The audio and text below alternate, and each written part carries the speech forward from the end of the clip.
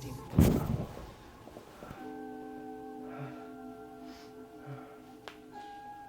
Oh, 6 o'clock, I can't be bothered yet.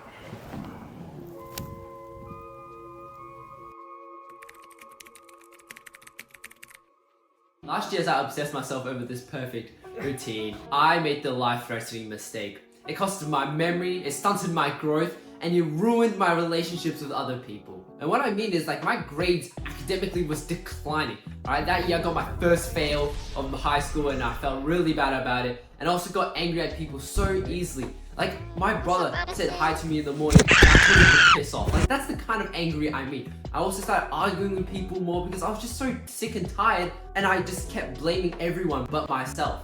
And it was all because I obsessed myself over this perfect routine. And that perfect routine was like waking up at 6 a.m, then going to the gym and then grinding. But at the same time, on the days where I didn't do it, I was still obsessed with the perfect routine. I wake up at 10 o'clock in the morning and then be like, oh my god, why didn't I wake up at 6 today to go to the gym? And I sit in bed for hours. I'm not even kidding. For 3 hours one time, I was just on TikTok with this thought in my head like, oh my, I could have woken up, been so productive, but today it's all because my alarm clock broke. You know, I used to blame everyone but myself because I realized a lot of these creators, they're like well into their 20s, first of all, and at the same time, they also go to the gym in the morning. I tried going to the gym in the morning with school on top, and that meant I had to wake up 5 o'clock, take the bus, and then go to the gym for maybe an hour, and then I've used up all my energy for the day. I was like sleeping in class, and I came to the sudden realization that morning and night routines should be tailored to you and you only.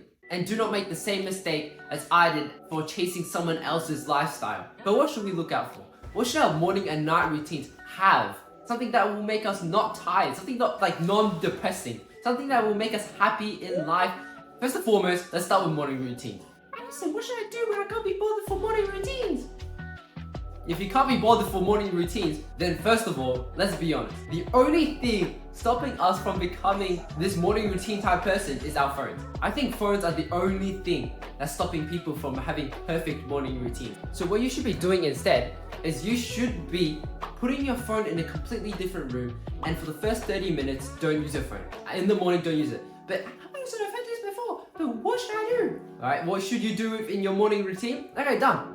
What is that one morning habit that will lighten up your mood? You will boost the testosterone, all the serotonin, vitamin D, boost your motivation, discipline, and better yet, for me especially, right? Relieves eczema, relieves acne, and stops you from getting these colds and flus all the time. You know, like, I get sick all the time for some, like I hate it, but I realize this is the one natural remedy, and that natural remedy, sunlight, guys, sunlight.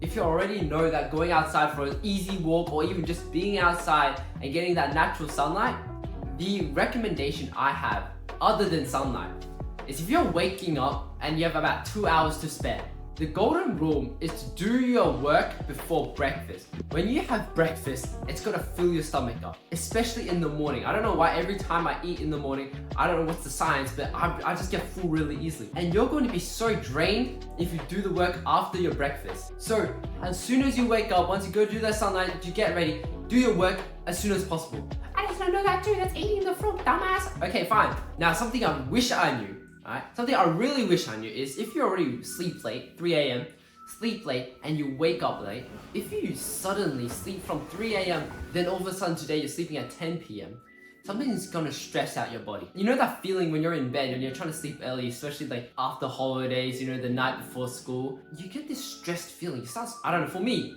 right? I either go cold or start sweating, and I just keep moving. You know, I'm like a little worm. I just can't, you know, I'm just like so stressed out. I don't know what to do, and before I know it, hours and hours and hours are passing by. I'm like, for the first time, like it's always the night before school, I start counting sheep, bro.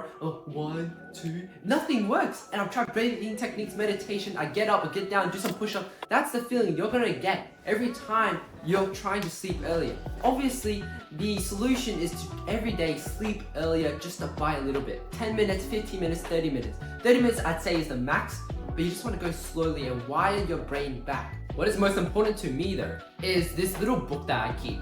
And every night I'd write a to-do list in it, and every night I'd check the to-do list for that day, and I'd write down why I didn't complete the task. Alright, to be honest, some days I actually don't finish at all. Sometimes I just leave like to-do list blank. On each one, I just write down why I didn't do it. And you have to be really honest. Be like, well, you know, I was being lazy. I was being undisciplined, unmotivated, watched YouTube all day. You just want to give yourself time to finally reflect on reality. Anyways, hope everyone has a great year. Thank you. Bye bye.